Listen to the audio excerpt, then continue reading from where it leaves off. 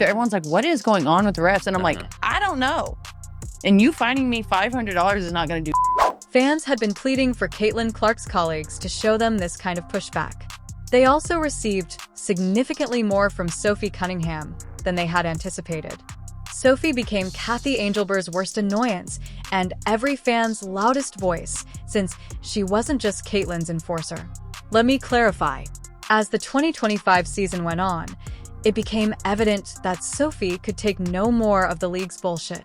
The referees disregarded every cheap shot and Caitlin's strong foul. Sophie was unfazed by whatever penalties the league imposed on her. Instead, she intensified her attacks on the officials, the press, her former teammates, and even the league. And one was excluded. The WNBA should be terrified of this part. This is just the start. Sophie's transformation from Caitlin's enforcer to the WNBA's worst nightmare is shown in this film, with each moment becoming more daring and fulfilling. First, though, please leave a comment with your favorite Sophie moment and like this video. Just the competitor that I am. I'm fierce, I'm sassy. I stick up for my teammates, stick up for myself. And so sometimes I think that's okay to be feisty and to be yourself. It turned out that Sophie's statement was an understatement. Fans were thrilled when she joined the Fever because they sorely needed the feistiness she promised. A deterrent to the non-stop cheap shots targeted against Caitlin Clark. Sophie, however, brought more than flames. Fans took notice of what she delivered immediately away. Genuine devotion to Caitlin. I mean, you know, she has changed our game in the best possible way in every way. And that was uncommon in the WNBA. Following a season in which Caitlin's influence was minimized by the media, the officials failed to treat her fairly, and even Nike delayed its promotion. Hearing a player finally speak the truth was energizing. The WNBA's face is Caitlin Clark. She is changing it. Sophie became the public enemy #1 as a result of her honesty. Soon after, other players began to put her to the test. We also saw Savage Sophie for the first time during the preseason. She was defeated by rookie Kiki Fun against the Mystics. Sophie essentially said, "Never try that again," as she got to her feet. Look, you go down into the trees and things happen. And Kiki Iriafin right there had an extra little shove. And she's just like, what I do? Well, you kind of grow up, and then Sophie Cunningham pops right up and has a lot to say. Was that preseason event merely a taste of things to come? A preview of the season? Because what chance did Caitlin Clark have if a newbie could defeat an experienced opponent like Sophie with no fear? The Fever was in their open season. Additionally, Sophie's involvement was going to become quite evident.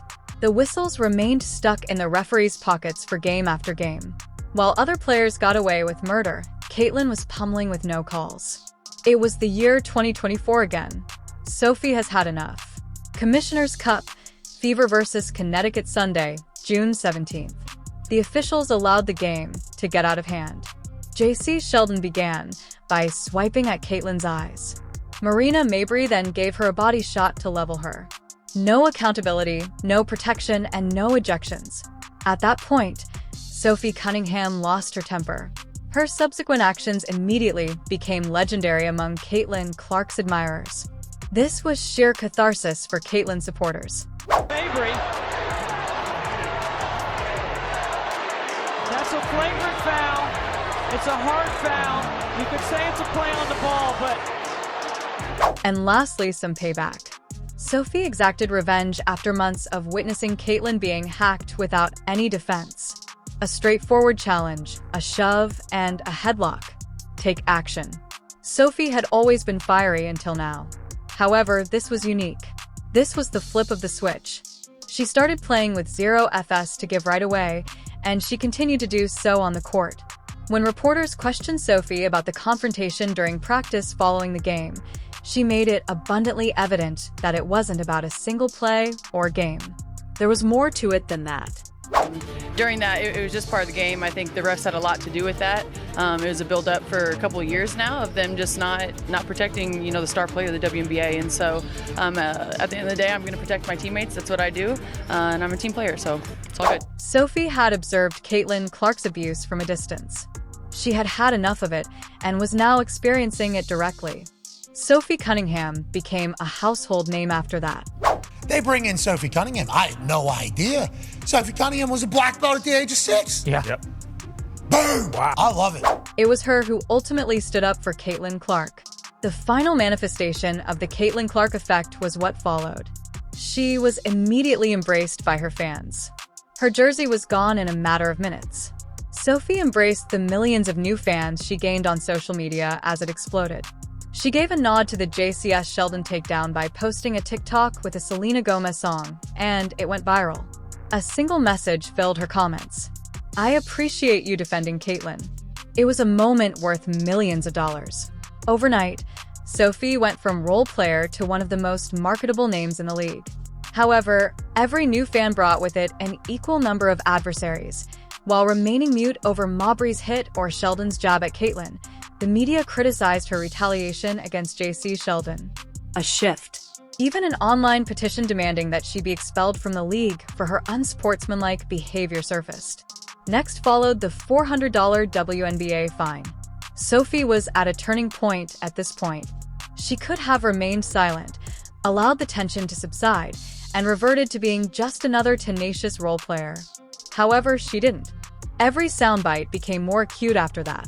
Every phrase is more unrepentant, every clip more vicious. This wasn't just Sophie Cunningham playing basketball anymore. She decided on war.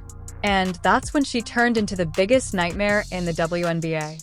Sophie was at the pregame wearing a Barstool Sports Tresletches tee that featured her Caitlin and Lexi Hall, just 5 days after the JC Sheldon incident.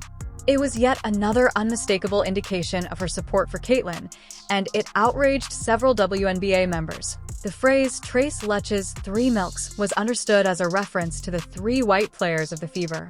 Sophie donned the clothing, even though she was aware of how it would be received. And she had much more to do. Man, I don't know how excited people are to be going to Detroit. Sophie attacked the WNBA directly on July 1st, criticizing its intentions for growth. Cities like Cleveland and Detroit immediately went into overdrive. She received criticism from the media, fans, and even league insiders.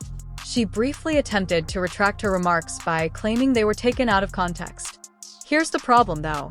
There's no need in giving in when you're up against the mob. Sophie took the opposite action. She took it a step farther and declared aloud that everyone agreed with her. Simply put, they were too scared to say it. I'm not even gonna lie to you.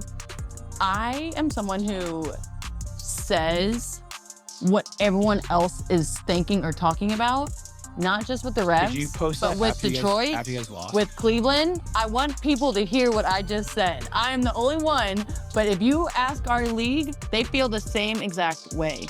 The league feels the same way about the refs as you? And Detroit and Cleveland. Yeah. And Do so you want to now, give it one more shot? no, because Okay. I said what I had to say. Dude, go on. And I'm not going to apologize because I fully believe that. Don't tell me that Detroit is more fun than Nashville. And the trend swiftly followed. Sophie was the only one who didn't hesitate to express what everyone else was considering. Additionally, the fines quickly began to accumulate. She publicly criticized the referees for their lack of intelligence and usefulness on July 18th when she uploaded a TikTok lip-syncing to a Sabrina Carpenter song. The post blew up. 1 million views in a matter of hours. Fans adored it. You know who didn't though? WNBA. They imposed a $500 punishment on her. And, to be honest, the figure seemed absurd. The majority of WNBA players consider $500 to be a respectable portion of their pay. However, Sophie saw $500 as little in the face of the influx of endorsement revenue. Hell, Caitlin's $11 million in 2024 earnings most likely covered the fee for her. Thus, the WNBA did not silence her. Rather, it increased her voice. Because Sophie turned it up a notch less than 2 weeks later. She debuted her new podcast, Show Me Something, on July 30th. She didn't hold back from the first episode either. It was more than just a podcast. She used her platform to reveal the W. You have seen players in our league try to toughen up Caitlin. We call her Cece. Cece. for even when I wasn't on her team. Like I know the talks that Phoenix had in the locker room of like, no, we're gonna prove her, we're gonna show her what the W really is. You know what I mean? And like I get it to a certain extent, and like every rookie coming into the league, that's how you're gonna treat them. But there's just more for her. So it's her second year. And like now being on her team and like seeing it, I'm like, what are people doing? Like actually it's just too much. And like it's just, I'm over it. And if I'm saying it's too much, then it's probably too much. No, that's so fair. Like that's fair, right? Yeah. Yes. It was evident from the first episode that nobody was safe. She took aim at the league, pointing out the mistreatment Caitlyn was receiving and even bringing up former teammates. She said bluntly the cheap shots, the roughness on the court, and the chippiness. Caitlin Clark was entirely to blame. She didn't stop there either. She aimed her ire at the referees, claiming that Marina Mabrey ought to have been thrown since they totally lost control during the Sun game. There's a couple players on their team that are just do a little bit extra stuff, like just chippy talking. Like you're a professional athlete, like that's what happens, right? And I feel like you see it more because people act like this towards yes, Caitlyn. 1000%. So in the first half, the refs didn't call. Someone should have been thrown out, and the refs did not call. Correct, I remember that. They didn't, and so I was like, all right, she got full body chested by 3 people. Late, like 2 people. They're like, oh, it's fine. I'm like, if that was anyone else, I would have been booted out of the game. I know that for sure. I'm a little sassy, but like, so are they. Your leash is shorter though, because they know. Literally, I don't even have a leash. I just have a freaking collar and a hand on it. Then this happened. Sophie slammed not only the players, but also the owners, the media, and any other leaguer who disregarded Caitlin Clark. Damn it. No, I think that's from what I've seen. Yeah, what in the is media, the outside? Like the outside view of discourse the W? is like, why bully the person who is like not 100% responsible, but like has a huge role in growing your sport? Dude, and it literally like pisses me off when people are like, she's not the face of the league. Who would be? What? Sabrina? No. No, there's really good, well-known people in our league. I'm not discrediting them. Like we have a lot of badasses in our league. Yeah. Like hell yeah to that. I'm all for that. But when people try to argue that she's not the face of our league, or if our league would be where we're at without her, you're dumb as shit. Yeah. You're literally dumb as fuck. She then headed straight for the referees.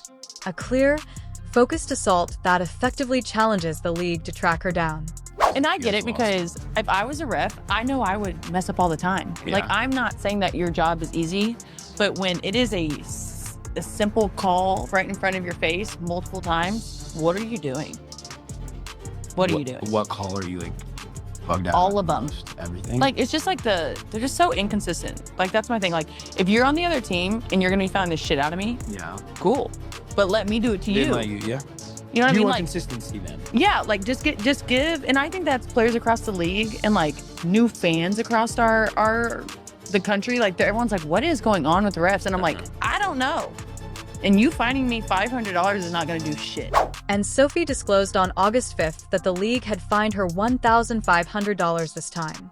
We were talking about like our first week, what people had to say. Well, the WNBA fined me for No! You got fined for episode 1? Dude, they fined me $1,500. I'm like, what? I'm like, this is just the beginning. It's like, you're kidding. Oh, way. I was like, I even told them, I even credited them that their job was hard. I did say that, and I said that I would not be good at it. I did say that. Like, look at the whole picture. What are we doing? However, as she had promised, the fine had no effect. 2 days prior to playing her in Phoenix, she criticized former teammate and mentor Dana Bonner for her unflattering departure from Indiana in the same podcast. She's towards the end of her career, so like, she deserves her flowers. She deserves to be happy. But I also think that if you're gonna leave, like, you're gonna have to expect getting bit. Was there explanation when it happened? No. Not even privately? That's tough. And, yeah, okay. Who knows what was discussed about that Fever Mercy game behind closed doors? However, what followed made one thing very evident. Sophie's remarks did not sit well with Phoenix. She used this as a tactful yet direct way of saying, "You're dead to me." Or just as an opponent tonight. Yeah, you know, AZ was good to me, but I'm way happier where I'm at now. It was good to see people. It was fun to play in front of some fans. But for me, I'm way happier in Indiana. She got into full savage mode after that, though. One of the WNBA's unwritten rules was broken by her subsequent behavior. She specifically targeted the referees for their lenient treatment of Paige Bueckers. Sophie attacked the officials in her August 13th podcast, claiming that Paige was receiving ridiculously preferential treatment. She didn't mince words. She didn't hedge. She stated it out loud and completely wrecked them as a result. Do not get me wrong. I think, I think she's a hell of a player and, would love to play with her one day. But those refs were giving her every freaking whistle last night. You literally couldn't touch her. And that shit is so annoying to me. Sophie wasn't hesitant to bring out what fans had noticed for a long time. A ridiculous double standard, as Caitlin, the league's spokesperson, continues to be hacked without any defense well into the second season. Here is Paige, a rookie, who is treated like a star from the start. Caitlin ought to have been treated with this kind of respect from the beginning. The only person who was willing to speak it aloud was Sophie. The league responded in the only way it knows how, like clockwork. She was hit with yet another penalty. Hey, another thing, I don't know why this reminded me of just games, you asking about Bria, but I'm officially 3 for 3 on being fined by the WNBA. Holy shit. For this? For the pod? Again? They didn't like my comments on Paige Bueckers. No way. I didn't even say anything bad. Due to an MCL injury, Sophie is currently out for the season. In 2025, there won't be any more on-court fights, but everything she accomplished, seen, and experienced while on the ground gave her a platform. The way the W ought to have dealt with Caitlin Clark is exemplified by Sophie. She recognized her worth. She praised it and stood up for her at every opportunity. Additionally, Sophie immediately won over Clark's admirers, as Caitlin's fame already spanned the whole WNBA and her fan following has been referred to by every name in the book. She turned into their spokesperson, voicing their thoughts on the league's treatment of its top attraction. Her platform differs from others because of this. Although it's not pro-WNBA, it is pro-women's basketball. It isn't intended to enhance the league's reputation. It is designed to oppose it, the players, the officials, and the leadership. Additionally, since the fines are pointless, it will only become louder.